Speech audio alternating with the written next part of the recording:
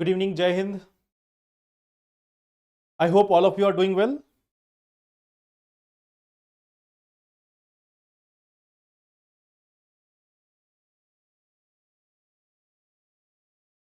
Good evening.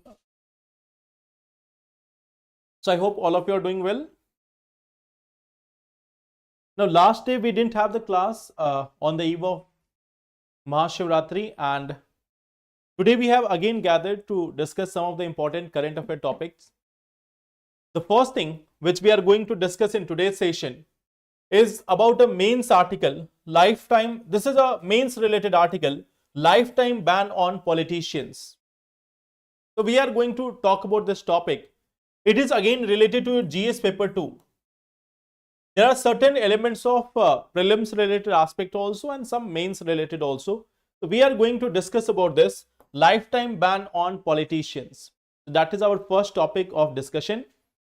Second topic which we are going to discuss is women in panchayats. So recently there has been a committee report that how we can end this proxy system in panchayats. Like you may have heard about this culture of sarpanchpati or pradhanpati. So this article is about that, in that context only, that how we can end this culture of sarpanchpati or pradhanpati. Okay. Now we have also one thing, there is a report in the Hindu and there is an investigation which tells that the coal-based thermal power plants are having a significant impact on the yield of the crops.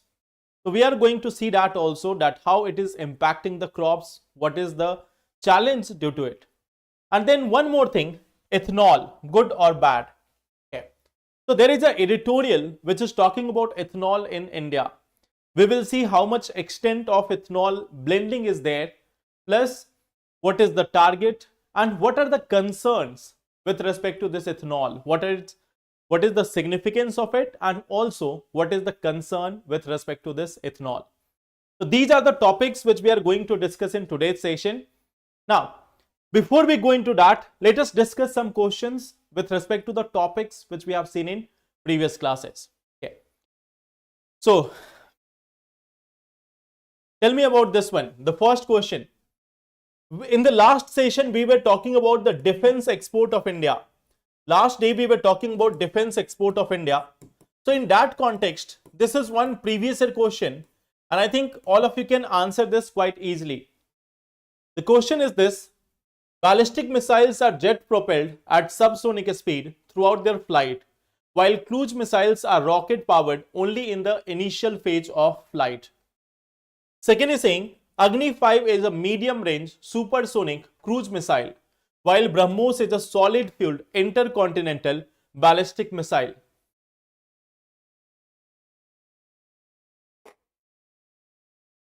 So, what will be the answer here?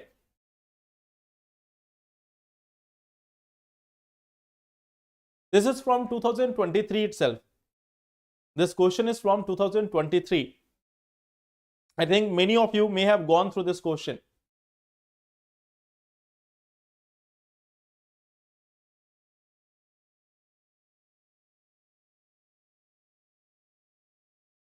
First statement is with respect to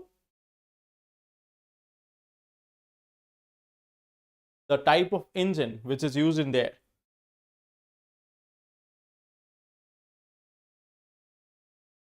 D for direction and D for disha. Okay. Now, so B option, C option and D option. See, if you look at this question, just look at the second statement. Agni 5 is a medium range supersonic cruise missile. This one will be absolutely incorrect. See, Agni 5, if we talk about this, Agni 5 is an intercontinental. This is an intercontinental ballistic missile. It is an intercontinental ballistic missile. Whereas BrahMos, if we talk about this, BrahMos is a supersonic cruise missile. BrahMos is a supersonic cruise missile, whereas Agni 5 is a intercontinental ballistic missile. So it is very long range, up to 5500 kilometer or more than 5000 kilometer. Okay. So this second statement is incorrect. First one is also incorrect. Ballistic missiles are rocket based, whereas cruise missiles are generally powered by the jet engines. So cruise missiles are using the jet engines, whereas ballistic missiles are using the rocket engines. Okay. So that both of them are incorrect. Answer here will be option number D, neither one nor two.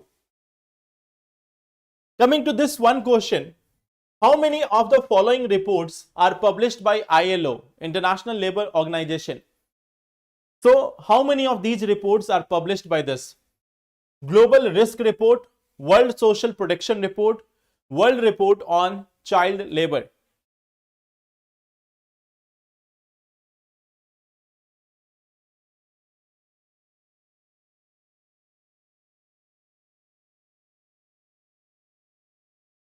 So how many of these reports are published by International Labour Organization? Question number 2. Like we have talked about the different types of reports which are released by these organizations. Yes. So I think, yes, here everyone is going for option number B. That is correct. Only 2. Global Risk Report. It is published by World Economic Forum. And remaining 2, they are published by the ILO, International Labour Organization. World Social Protection Report, World Report on Child Labor, Global Wage Report, that is given by International Labour Organization. Whereas Global Risk Report is published by World Economic Forum. Okay. Coming to question number 3. Consider the following statements. Carbon markets are likely to be one of the most widespread tool in the fight against climate change. Carbon market transfer resources from private sector to the state. So this is question number 3. This is question number 3, carbon markets.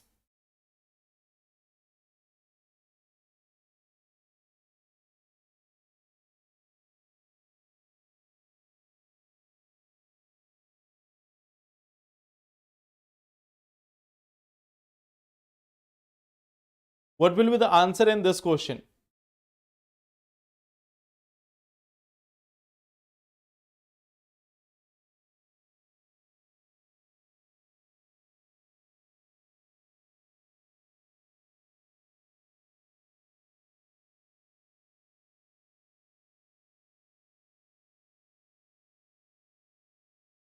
C option. So I think this is also relatively easy question. This is also relatively easy. I think all of you can answer. First one is of course correct. Carbon markets are likely to be one of the most widespread tools in the fight against climate change. So that one is correct. Second is saying carbon market transfer resources from private sector to the state. So this is not the purpose of carbon market. Carbon market is not for transferring the resources from private sector to the state. Carbon market is for transferring the resources from those sectors which are utilizing carbon based fuels to those who are renewable sectors. So that second statement is incorrect. Answer will be option number C. That is option C. Okay. Now, let us start today's topic. The first headline or the first important news which was there in today's newspaper: government opposes plea to ban convicted politicians for life. Okay. So there was a petition in the Supreme Court. The petitioner has asked that those people who are convicted of certain crimes, they should be banned for lifetime entry into politics. The petitioner simply asked that those who are convicted of crimes, not accused persons, those who are convicted of crime should be banned for their entire lifetime. They should not be allowed for contesting election. So that was the demand. Okay. Now, right now, what is the current provision? What is the current provision? Right now, what we see that if someone is convicted of a crime in which he has been imprisoned for 2 years, so he will not be allowed to contest election for the time of his imprisonment plus 6 more years. Okay. So right now, those who are having this conviction plus imprisonment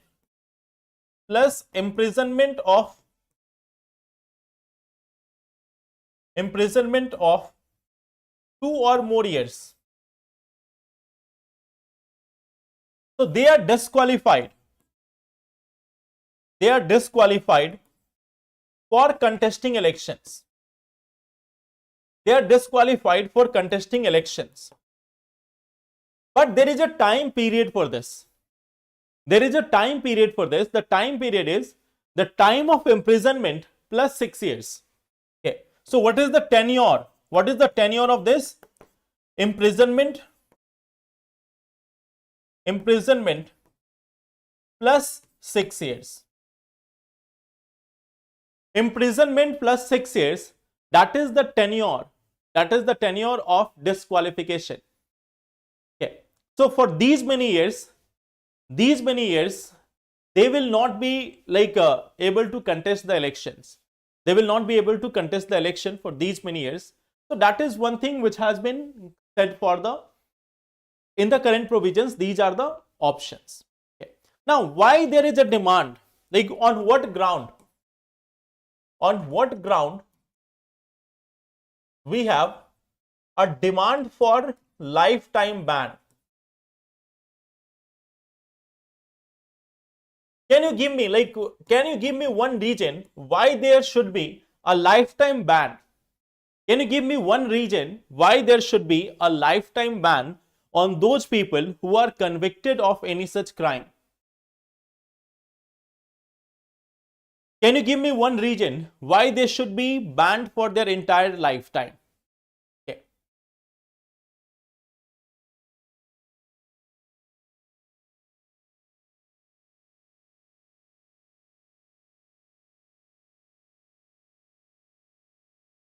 Why they should be banned for lifetime?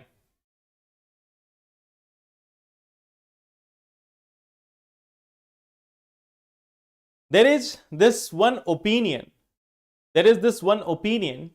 That when we talk about the people who have been convicted and they have been sent to jail, now if the same persons are coming back to our parliament to make the laws, there is a conflict of interest. Okay. So there is a conflict of interest. Why? Conflict of interest. There is a conflict of interest. Why? Because criminals return as lawmakers.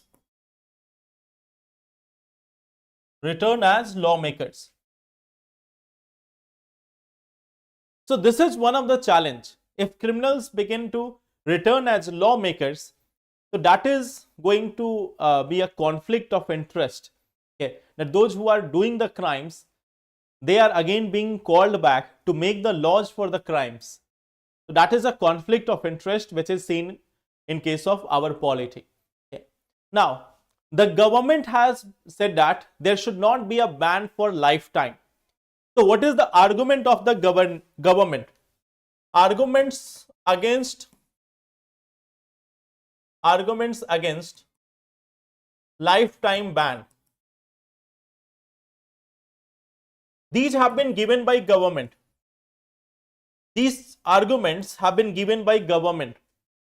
One of the first such thing is, this is unduly harsh, disproportionate and excessive. It will be unduly harsh, disproportionate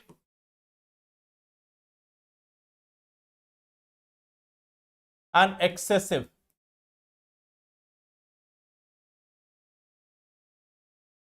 Government has said that if we are going for lifetime ban, this will be very much harsh, disproportionate and excessive. Okay. Then They have also said that disqualification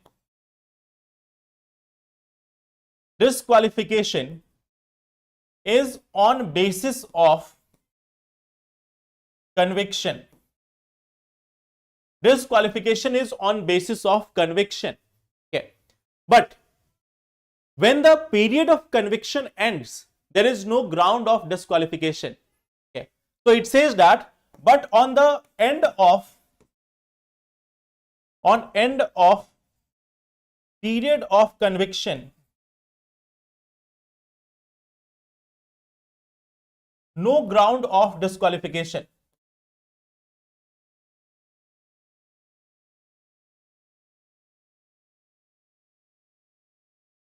It has said that that ground, like suppose someone has been given a punishment for 5 years and plus he has been disqualified for 6 more years. So 5 plus 6, 11.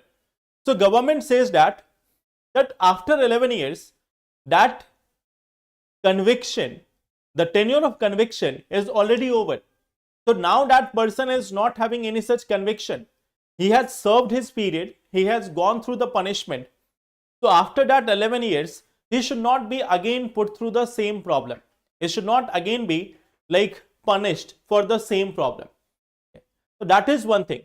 Third is, the government has also said this one more part in the Supreme Court itself. It says that the Parliament has the power to make law on this, not the Supreme Court. So Parliament will decide whether to ban them for lifetime or not. Supreme Court cannot decide. So this is again one thing. Parliament's power to legislate. The Constitution says that Parliament has the power to lay down the grounds for disqualification. The Constitution of India says that the Parliament has the power to lay the grounds for disqualification. So same thing has been said by government in the court, that it has to be done by the Parliament, not the Supreme Court. So that is the argument which has been put forward in the judiciary right now, that government has said on these measures. First thing, it is disproportionate, it is excessive, it is duly harsh. Second thing is, once the period of conviction ends, there is no such ground for disqualification. And third is, it is the Parliament's power to legislate.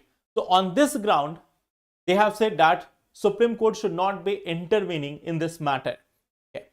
Conviction means those who have been proven that they have done some crime. So that is what we call as conviction. Okay. Now, let me show you certain facts and figures. Okay. How much criminalization is there in Indian politics and how people also like criminalization in Indian politics. Okay. See, when we talk about 2009, in 2009, around 30% of candidates, they were having this criminal background. Okay. Out of them, 14% of the MPs, they got elected. 14% of the MPs who were having criminal charges got elected. Then we see in 2014, the number of candidates became 34%, whereas the number of MPs with criminal charges became 21%. Then we see number of candidates becomes 43%, number of winning candidates become 29%. Then in 2024, number of candidates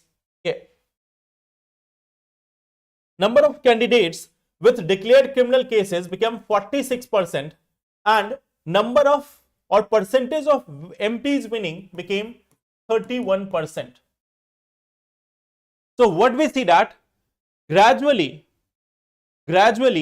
we see that the percentage of those people who are having criminal charges, their chances of winning is also becoming higher day by day.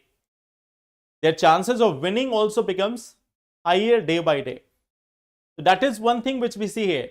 People even like those candidates who are having the criminal charges against them. Okay.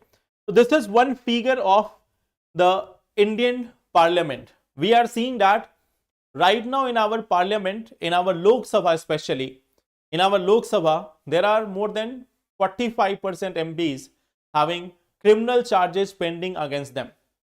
So 45% of MPs have criminal charges pending against them. Against some of them, there are serious criminal charges. Okay. So that is the extent of criminalization of Indian politics. So what we see, government even says that all these measures are going to be disproportionate, unduly harsh, and all other things. Okay. So this one debate is going on. Okay. On the basis of it, you can form your point whether there should be more disqualification or not. We have seen both the angles. You can form your opinion on the basis of this, what government is saying, plus what is the counter argument also. On the basis of it, you can form your opinion in your answers whether there should be strict laws against this or not, or whether the Supreme Court should impose some restriction or not. Okay. Now, let us see one question with respect to this. With reference to anti-defection law in India, consider the following statement. The law specifies that a nominated legislature cannot join any political party within 6 months of being appointed to the House. Second is saying, the law does not provide any time frame within which presiding officer has to decide a defection case. Which of the statement given above is correct?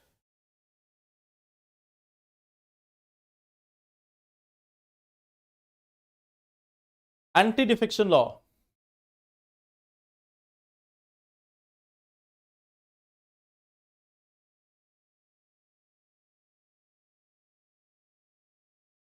What will be the correct answer here? First statement says, the law specifies that a nominated legislator cannot join any political party within 6 months of being appointed to the House.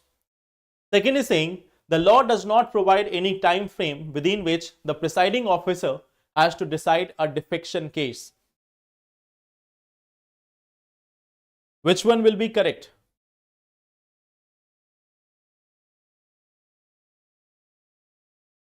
B option, A option.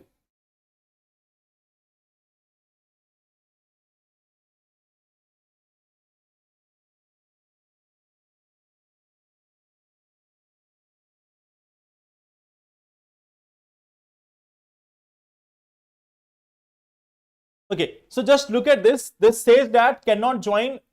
It is exactly just opposite of it. They can join within 6 months. Can join within 6 months. After 6 months, they cannot join. The nominated legislator, they can join within 6 months. After 6 months, they cannot join. So this first statement is incorrect. Second is correct, that the law doesn't provide any such time frame for deciding the defection case. So here answer will be option number B, 2 only. Okay. Now coming to the second topic, women in panchayats. Okay. Now there is a panel which was constituted on the directions of the Supreme Court, and according to this panel, it has given some recommendation. As how we can end this Sarpanchpati culture or this Pradhanpati culture in Indian politics. Okay.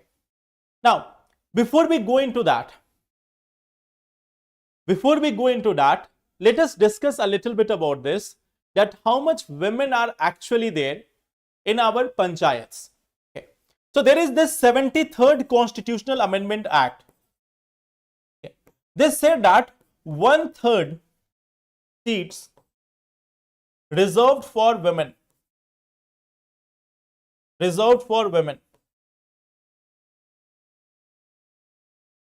It said that 1/3 seat should be reserved for women. There are 21 states and 2 union territories which provided that there should be 50% reservation for this women, for the women. Okay. So there is 50% reservation. 50% reservation that has been done by 21 states plus 2 UTs. Okay. overall at the entire level, we have got 46.6% women in panchayats. If we talk about the Panchayati Raj structure, okay, if we talk about this Panchayati Raj structures, we have got 46.6% women representatives. So that we see that representation is significant. If you look at the representation, that is significant here. Okay. But then there is also an issue of sarpanchpati culture or proxy. So normally what we see that wherever there is reservation of seats for women, then generally those persons who are already pradhan or sarpanch in a particular area, their family members or women from their family are contesting. And after the election, it is actually the male members who are taking most of the decisions or who are making even public appearances and everything. Okay. It was very much highlighted also by a web series. Okay. So sometimes they also reflect that what is happening in our society. So this web series was actually a reflection of what is happening in our society. Okay. Now, if we talk about this, like what recommendations have been given, that how we can overcome this part, what recommendations have been provided. It has said that we must have some policy interventions and structural reforms so that women can be actively participating. Policy reforms or structural reforms for actual participation of women. Okay. So policy reform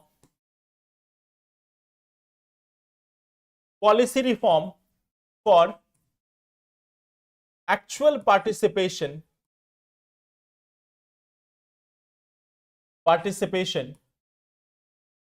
of women. Okay. Now, it has also said that there must be technical solutions or technological solutions for monitoring. Okay. So, technological solution for monitoring.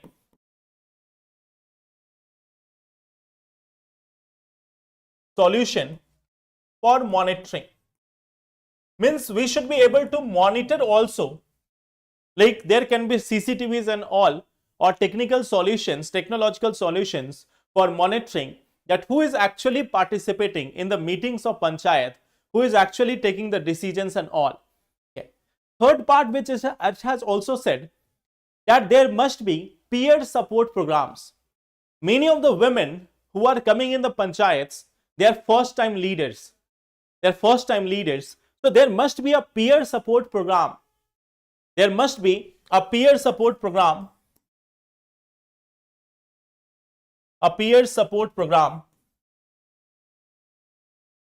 To encourage first time representatives.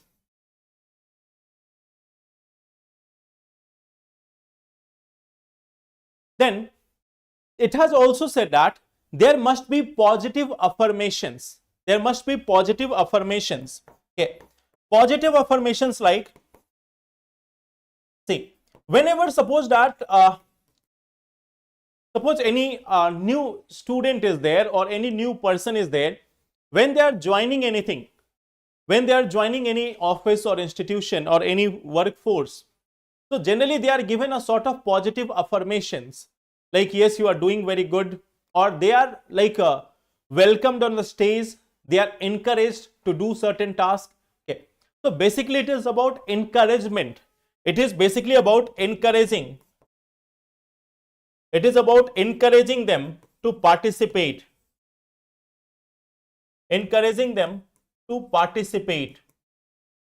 So that is one thing which this committee has also recommended. It has also said that despite this, there will be certain areas, there will be proxy pradhans and all. So it has said that there must be punitive actions.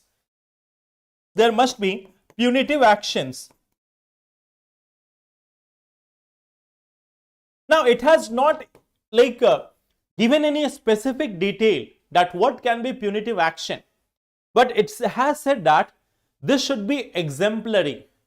Punitive actions must be exemplary, that it can be in form of fines, it can be in form of other punishment, but it should be an exemplary one, so that no one dares to again become a proxy pradhan. Okay, so it should be exemplary penalties, so that anyone is discouraged from even thinking about becoming a proxy member or proxy leader. Okay. So this is one thing, exemplary penalty that has been suggested. Now it has appreciated certain things. It has appreciated certain things like Kerala model. It has appreciated certain things, for example, Kerala model. Okay. What is there? It is about gender exclusive quotas. Okay. Like there are certain committees of the panchayats in which only women can be member. There are certain committees and there are certain committees in which only women can be member. Plus public swearing in ceremony of women pradhan. Like simply if you see, if CM is having an office, if CM is going to office, they take a public swearing, they take a public oath. So it says that there must be a public oath taking ceremony of the women pradhan. There must be some exclusive committees which will be headed or which will be done only by the women. Okay. So that is one thing. Public oath taking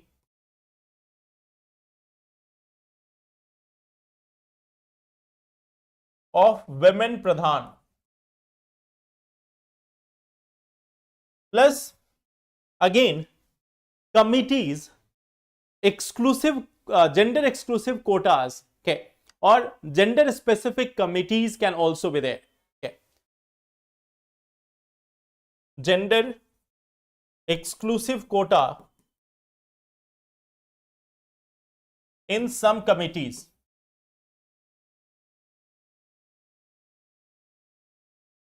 So that is one thing which has been said, that if you want to have more and more panchayats and all, okay, so that is one thing which you can do.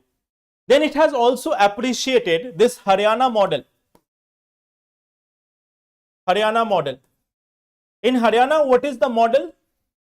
It says that suppose there is a minimum education qualification, that only a class 8th pass candidate can contest like or become women pradhan.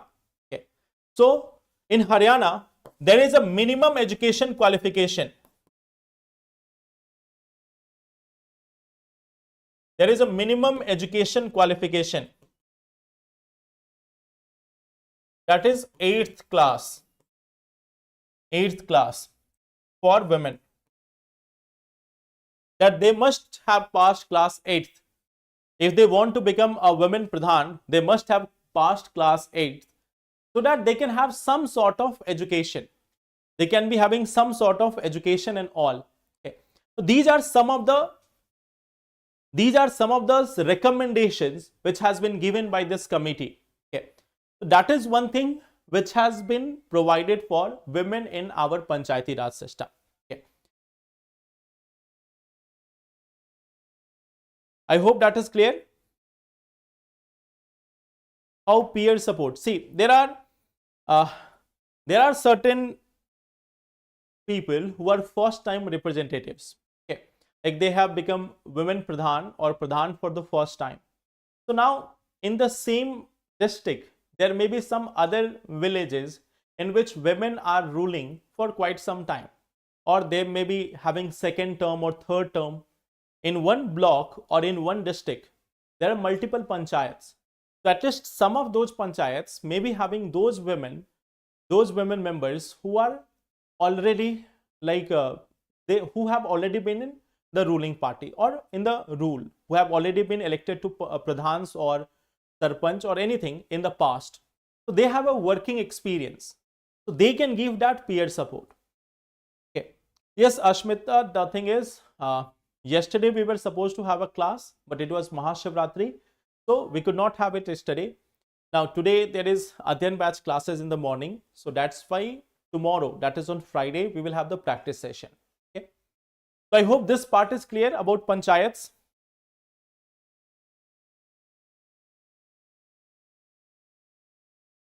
Now coming to the third topic. Before we go to the third topic, there is this one question from Panchayati Raj.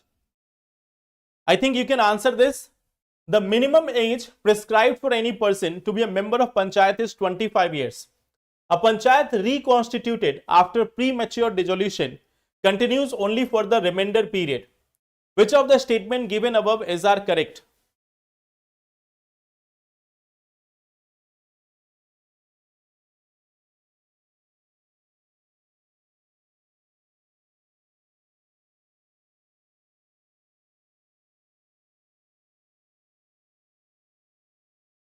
So I think you can give answer to this also. Minimum age is 21 years, and here a panchayat reconstituted after premature dissolution continues only for the remainder period. So second one is correct.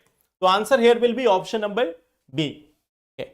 So here the answer is option number B.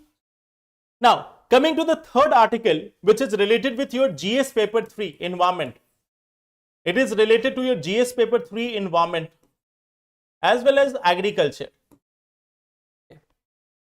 So there is a news article which is based on a research. The research has been conducted by Stanford University of United States. What is the observation of this? What is the observation of this research? Okay. So a research has been conducted, and this research has been done by Stanford University. It has been done by Stanford University. And this research is about impact of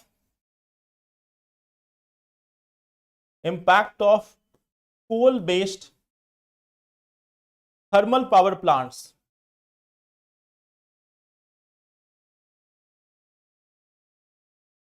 on crop yields.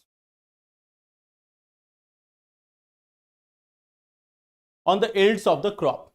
Okay. So what is the observation?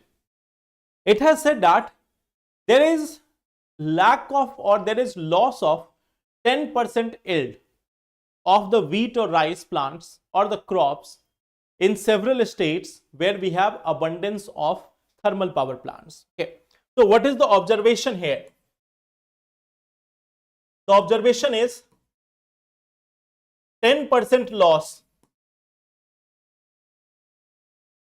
in yield level of crops. And why this loss is there? Why we are having a loss of this? Why we are having this loss due to coal thermal power plants? Okay. See, it says that if we are having a coal-based thermal power plant, if we are having coal-based thermal power plants, so we are having many type of pollutants from there. We are having many type of pollutants from there. Can you tell me some of the names? Can you give me some name of the pollutants which may be there from these thermal power plants?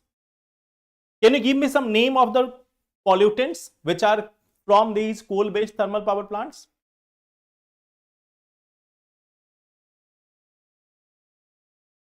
Methane, okay. Anything else?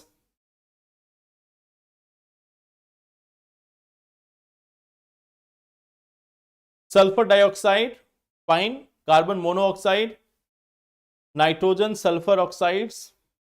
Okay. So there will be pollutants like carbon oxides. There will be pollutants like sulfur oxides, nitrogen oxides. There will also be particulate matter. Okay. There is also fly ash. There is soot also, the black carbon. Okay. and other gases are also released from there. Now, what is the impact of them? What they lead to? First, we generally know that, of course, there will be air pollution. Air pollution. There will also be water pollution. There will also be smog. There will be acid rain. There will be eutrophication.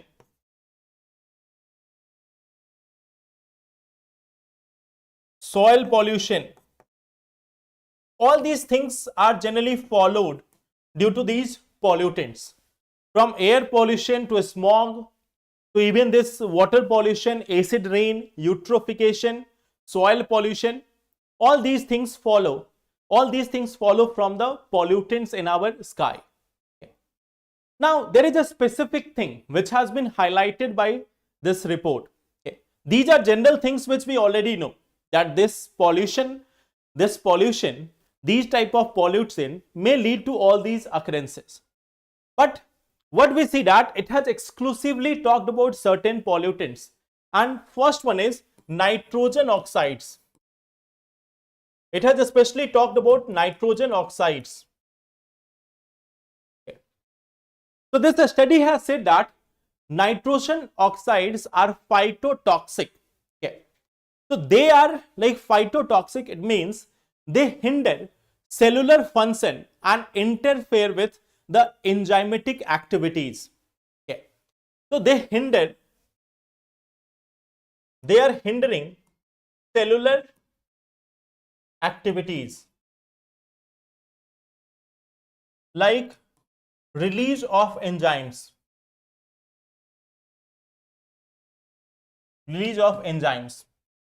Okay. Like this is also nitrogen is also known for shedding of leaves. Shedding of leaves of plant. Okay. This nitrogen oxide also famous for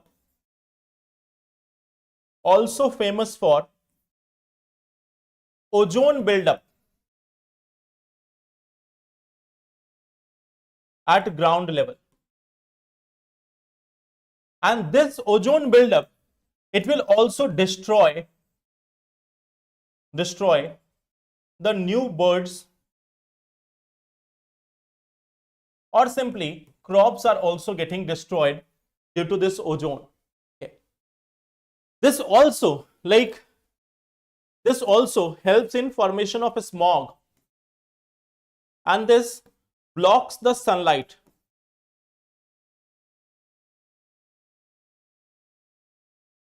So this impact photosynthesis.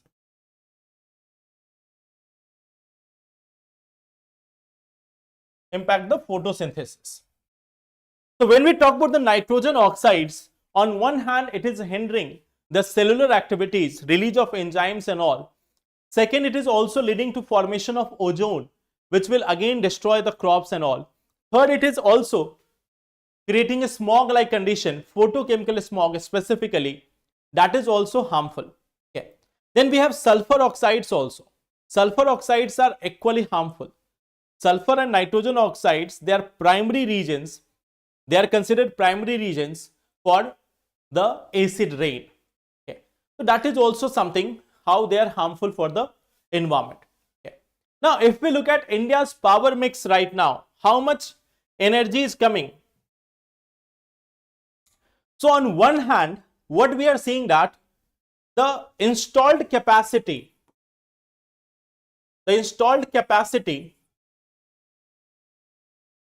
of renewables.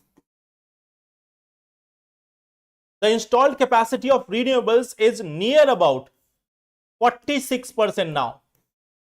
It is near about 46% now.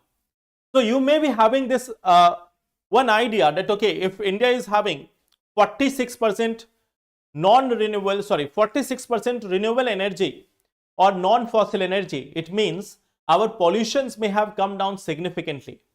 But remember this one part, it is installed capacity. Means we have this capacity of 46%.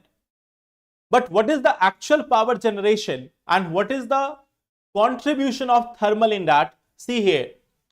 In the financial year 2024, if we talk about the coal fire, their share in power generation is 75%. It is the actual power generation.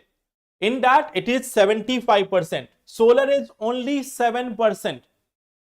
Solar is only 7%. Wind is 5%. Hydro is 8%. And others 5%. So, in total, this entire thing leads to just 25%. Still, our 75% of power is being generated from coal-fired thermal power stations. Okay. So, that one part, that our installed capacity of renewables is 46%, gives us a half picture. A half picture which shows that nearly half of India's energy installments are renewable based or non-fossil based. But in actual, even now, 3/4 of actual energy is coming from this coal fired. So that is one thing. Like, see this part. We have a significant portion here also. See, if we talk about solar, we are utilizing only 16%. Only 16% of our total capacity. The solar powers which have been established in India, we are not using it full scale. We are using only 16% of it as of now. Majority of the energy is still coming from the coal-based thermal power plants. Okay. So this is just a half picture. Okay. So that is our coal and crops. Let me give you one question with respect to this. With reference to coal-based thermal power plants in India, consider the following statement. None of them uses seawater. None of them is set up in water-stressed districts. None of them is privately owned. How many of the above statements are correct?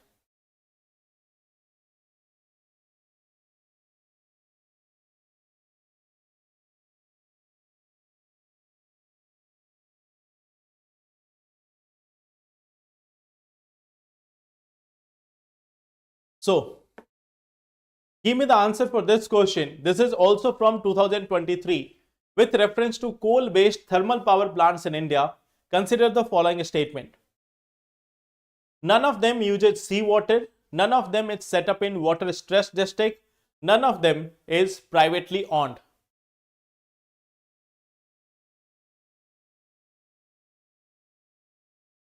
So, what will be the answer?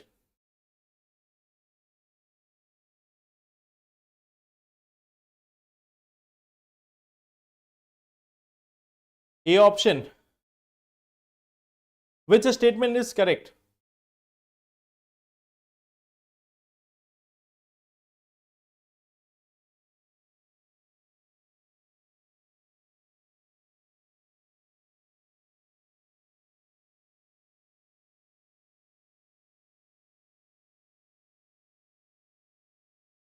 A option. Okay. So, which statement is correct here? Give me the answer.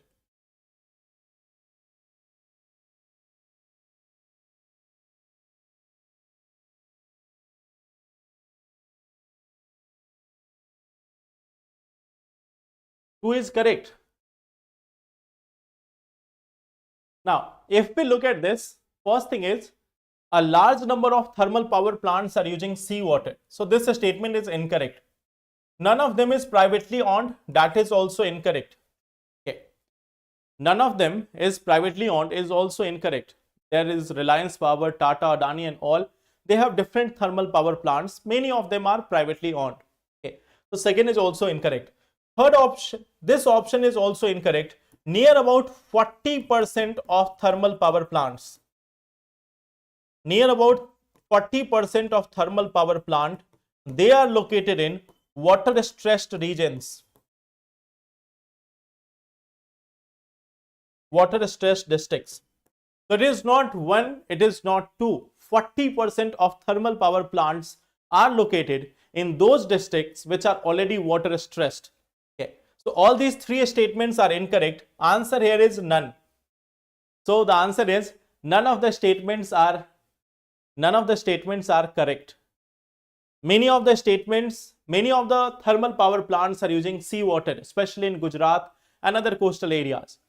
There are many of them which are privately owned also, and many of them, 40% of them, are located in those regions which are water stressed as well. Okay. So coming to the one last topic, ethanol. Okay. The ethanol blending program. We have this ethanol blending program. Let me give you a part of this. When we talk about ethanol, we have this ethanol blending program. Ethanol blending program.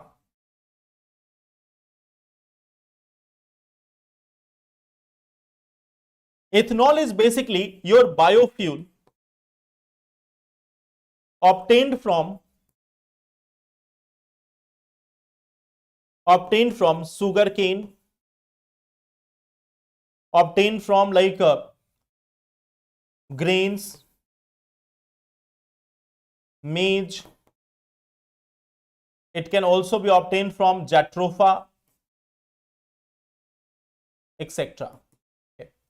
So from grains, tomatoes, potatoes to any of the waste materials, we can obtain these biofuels in the form of ethanol.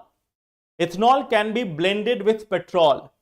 Ethanol can be blended with petrol. We have a target of 20% blending. We have a target of 20% blending of ethanol in petrol by 2025. Earlier this was 2030, but now the target has been shifted to 2025 itself, that by 2025 we will have 20% blending of ethanol in our petrol. Okay. According to Niti Aayog,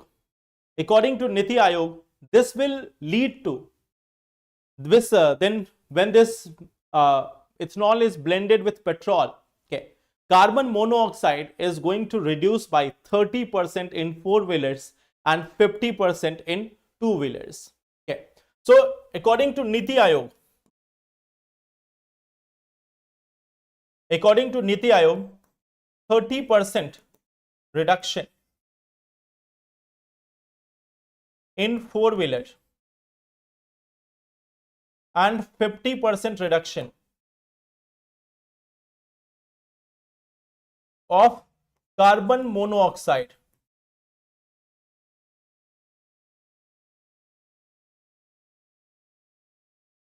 Okay. So it says that carbon monoxide is going to reduce by this much. Okay. Why there is a focus on ethanol? Why we have started to focus on ethanol? Why we are focusing on ethanol? Why it is important for us? Okay.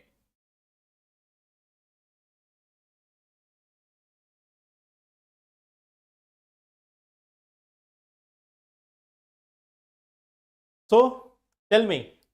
अच्छा एक question आया था none की वजह से. No one was taking this option of none. So hint was also there in the question. None of the thermal power, none of the thermal power, none of the thermal power. So answer is also none of them. Correct? Okay. So tell me why we are focusing on this ethanol. What is the objective here? Why we have focused on ethanol? Air pollution. Okay. Air pollution can be reduced. Definitely. Okay. So one thing is pollution reduction. That is one of the cause. We have one of the thing, pollution reduction. When we are burning ethanol, there is lesser addition of carbon dioxide in the atmosphere. When we are burning the ethanol with petrol, there is lesser emission of greenhouse gases in the atmosphere. So that is of course one of the benefit. Okay. Reduction of petrol, oil import reduction. Oil import reduction. So this will also save us dollar. This is also going to help us save the dollar. Okay. Plus at the same time, we also see that we have a increasing energy demand. We also have an increasing energy demand. So we have to fulfill that also. So there also ethanol is going to help us. Okay. But at the same time, it will also help to increase of farmer income. Increase in farmers' income. Increase in farmers' income. So all these things are given in the light of how the ethanol can be a good option for us. Okay. How the ethanol can be a good option for us. Okay. But there are certain challenges which has been highlighted recently with respect to the ethanol. There are various villages in Andhra Pradesh where there has been more than year-long protest against the ethanol factories. The majority of ethanol production in India is coming from the southern and western states, like Maharashtra is there, Andhra Pradesh is there, Karnataka is there. So these are the major, Punjab and Haryana are also there. So these are the major ethanol producing states of India. Now in that, Andhra Pradesh is also one of the main contributors, and in Andhra Pradesh there has been protest in various villages for more than 1 year. So why the challenge, or what is the challenge there? What is the challenge there?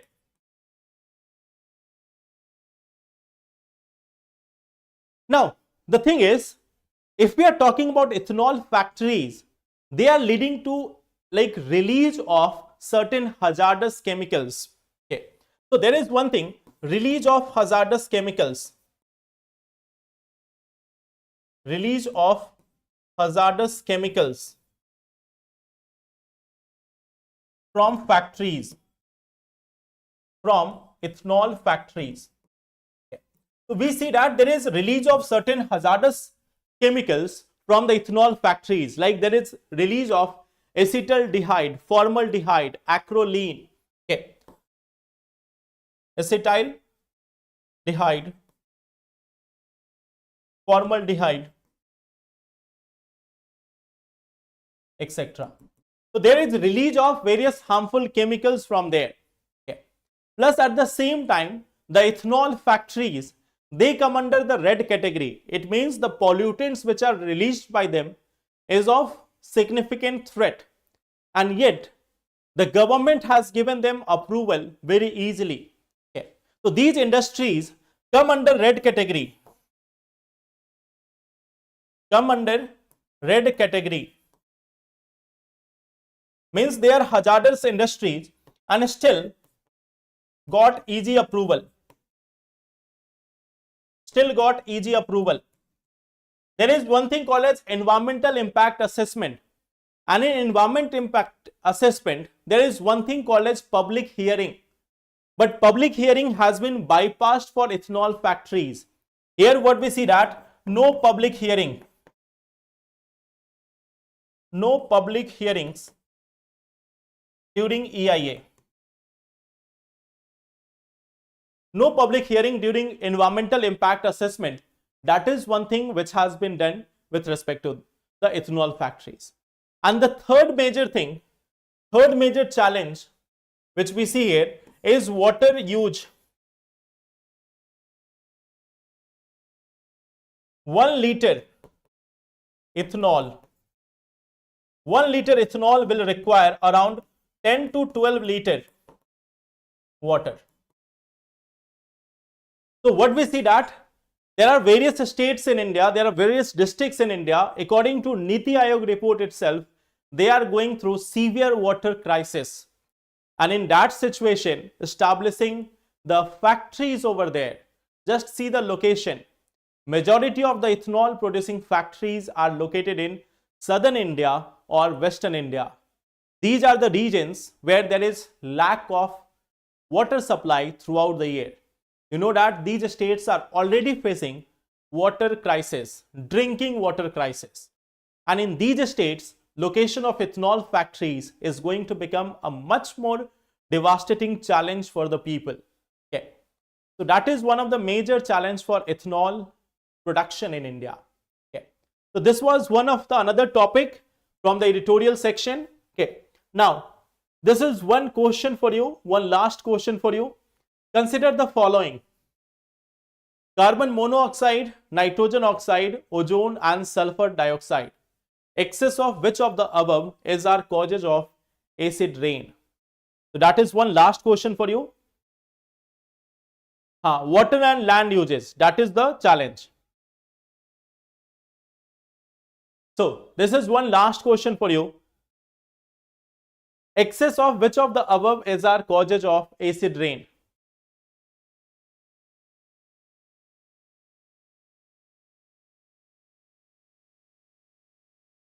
So I think you can answer this quite easily. Okay.